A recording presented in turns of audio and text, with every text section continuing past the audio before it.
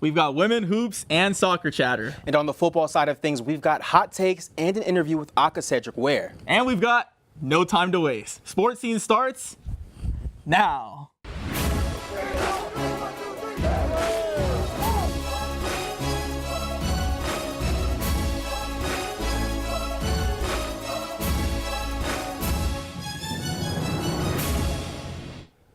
Thanks for tuning in. I'm Cecil Hannibal, and I'm here with my partner in crime, Angel Vizcarra. Now, Angel, you're at football practice every week. You know this team better than anyone. Tell me, what's going on with USC football? Well, I don't know if I go that far, Cecil, but thank you for the credit, man. The Trojans are coming off a big win this past weekend against Oregon State on the road in Corvallis. You got to be feeling good about that if you're a USC fan, especially the way the Trojans were running the ball. Aca'Cedric Ware, we'll get to him later, but the Trojans this week against Cal, a big test coming in. Cal's a team that's really solid. They played 2 back-to-back solid games. They almost knocked off Washington State, a top 8 ranked team now currently, and they also defeated Washington the week before, 12-10 in a gritty defensive matchup.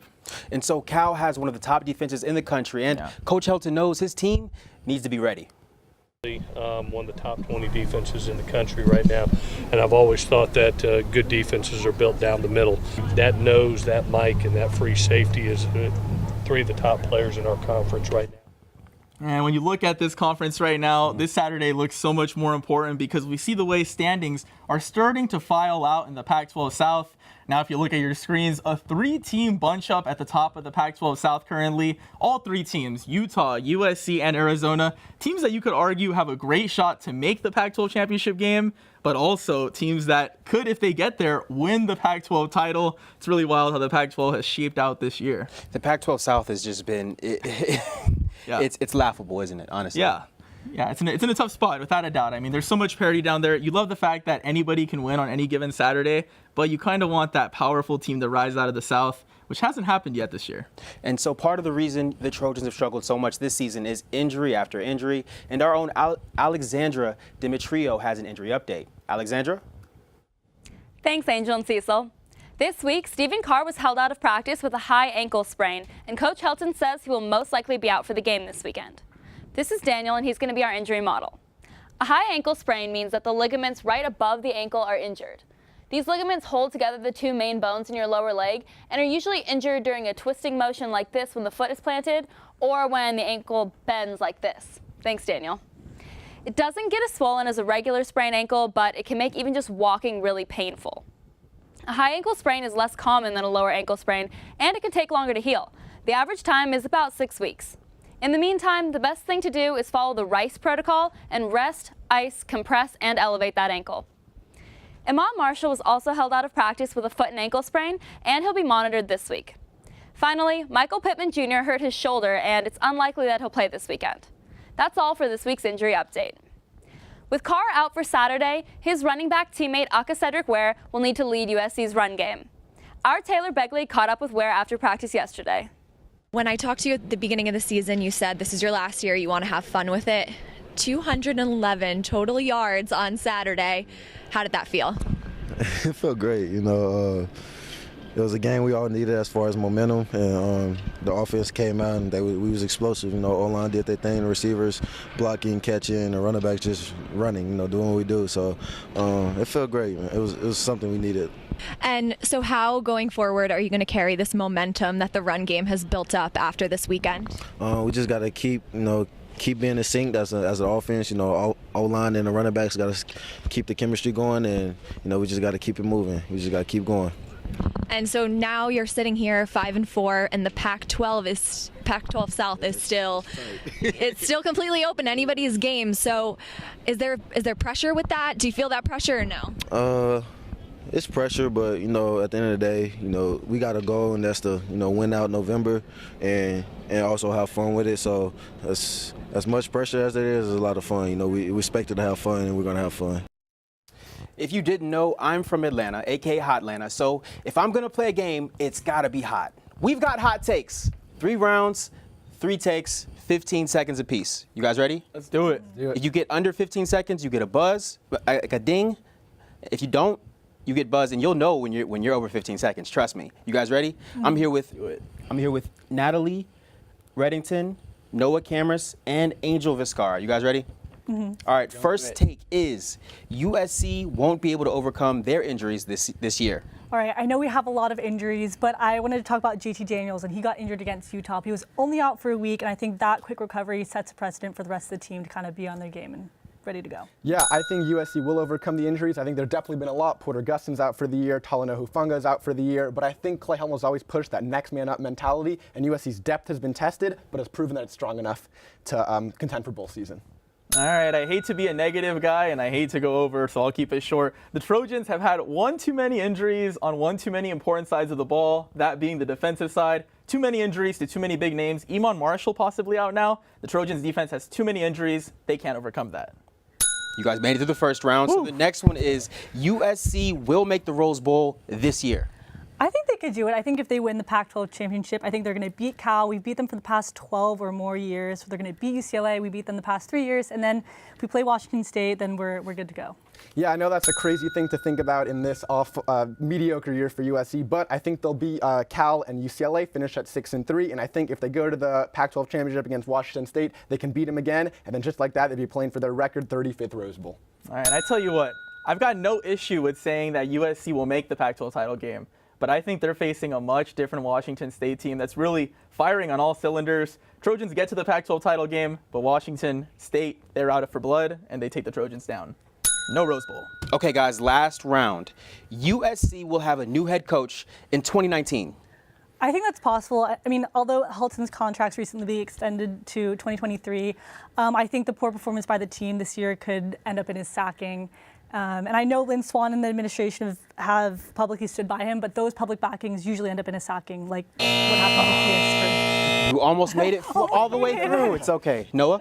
So Clay Helton's a great guy. I know the players love him, but I think if USC wants to contend with this talented roster filled with 5-star recruits, I think it's time to move on from Clay Helton. I just think that he hasn't really disciplined the players, and they're not accountable for their mistakes, and these mistakes have lost them a lot of games. All right, look, I hate the fact that we start every time with, he's a great guy, he's a great guy. Look, I know great guys on the street. Look, he's not here to be a great guy. He's here to be a great football coach. And he's been solid, without a doubt. Those first 2 years were incredible, but he just wasn't really for delivering on this third year, which a lot of people felt was like his crucible year. I know I'm over, but let me get this analogy in. I've been dying to get this one out of my system. Clay Helton is that good girl who you meet.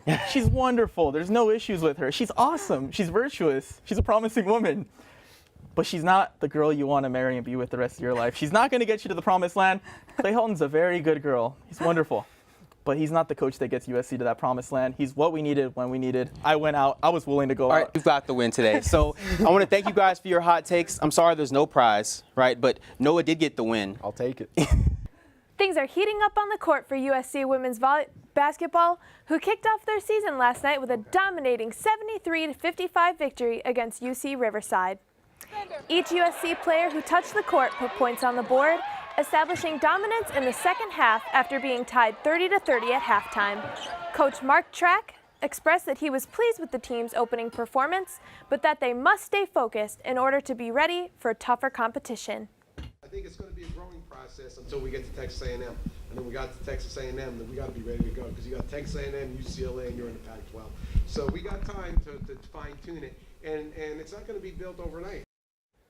The women of Troy look to be in good form, with each member of the 13-player squad healthy and ready to take on a tough non-conference schedule. Players to watch include Aaliyah Mazik, who was named to the Ann Myers Drysdale Award preseason watch list. Last season, she averaged 16.5 points per game and made a whopping 86 three-point shots, setting a new USC single-season record. Aaliyah will be supported by a team that shows great depth and has many fresh faces this year. 6 of the 13 players are new to USC this season, including junior Vanderbilt transfer Kayla Overbeck. Kayla was named an All-SEC honoree as a freshman in 2016 and has averaged 9.7 points per game in her college career. She will sport Cardinal and Gold for the first time alongside fellow transfers Mariah Moore and Cheyenne Wallace, as well as true freshmen Jillian Archer and Desiree Caldwell. Look for the women of Troy to bring a fresh energy to the court throughout non-conference play as they prepare to battle some difficult Pac-12 competition next month. Stay tuned this Sunday as USC takes on Long Beach State at 2 p.m. Now I'll be tossing it over to Sam Arslanian, who will be giving us a soccer bracket breakdown. There was no doubt that the women's soccer team would earn a playoff bid. After all, the team only lost 2 games in a 19-game season. Going into the UCLA game, the Women of Troy were projected to be a 1 or a 2 seed in the tournament. The loss was undoubtedly going to drop the Trojans to a 2 or a 3 seed, but head coach Kadani McAlpine was stunned when he saw the final seeding. Was I a little shocked by being a 4? Absolutely. But it is what it is. You line up, you play the games. We feel like the 16 team in terms of just our togetherness and unity. But we have to play with the urgency and resolve even to make sure that we don't end up like last season. For the first couple of rounds, the seeding might work out in USC's favor. Its first round matchup against Long Beach State should be an easy win. Earlier in the season, the Trojans routed the 49ers 3-0 while only allowing 2 shots to their 21. Things get a bit more difficult later on in the tournament. USC's first tough matchup will be against Florida State Seminoles. They're the number 1 seed in the bracket in the Sweet 16. The Seminoles are one of the 2 teams which accounted for the ties on USC's record. The Trojans' young talent has had some more time to develop since then and should be able to find a win, but the Seminoles are only the beginning of USC's problems, as West Virginia is on the horizon. The Trojans have shown very few signs of slowing down this season. However, the same can be said for last season. In 2017, the Trojans looked to be favorites to make a deep run, but exited in the second round of the tournament with an overtime loss to Baylor. Fundamentally, the Trojans are one of the most elite teams in the NCAA. The talent is solid front to back, but the biggest key for the Trojans is to avoid overtime. In the last 3 seasons, the Trojans have played in 9 overtime matches, resulting in a 3-6 record. If the Trojans want to have a shot at their 3rd national championship, they're going to have to avoid overtime and continue the solid play they've demonstrated this season. Thanks, Sam. Now, Angel, what is this right here? Well, this is a magnificent work of art from our production team, but it's for a little game we like to call Wheel of Bowl Game! I love it. Wheel of Bowl Game. We're going to be chatting about where the Trojans could find themselves in December or January when it comes to bowl games. Cecil, I know you have lucky hands compared to me.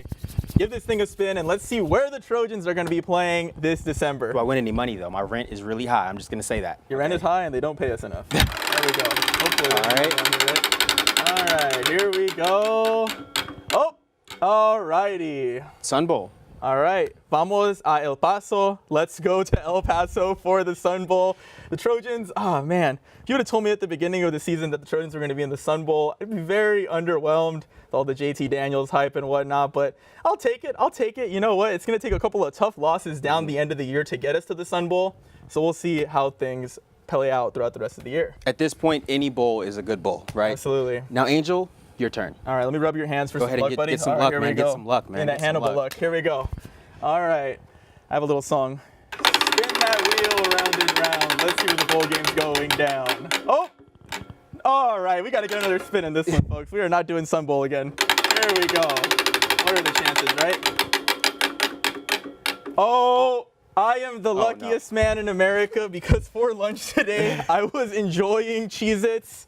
I heard players playing the game get a bag of Cheez-Its. Oh, my favorite, if you guys didn't know. Well, thanks for tuning in to this week's episode of Sports Scene. Please follow us on Facebook and Twitter at Annenberg Media Sports. I'm Cecil Hannibal. And I'm Angel Viscara, but I got one more quick thing to say. One more. We're nothing without the people behind the show, and there is one man who makes this show happen on a week-to-week basis.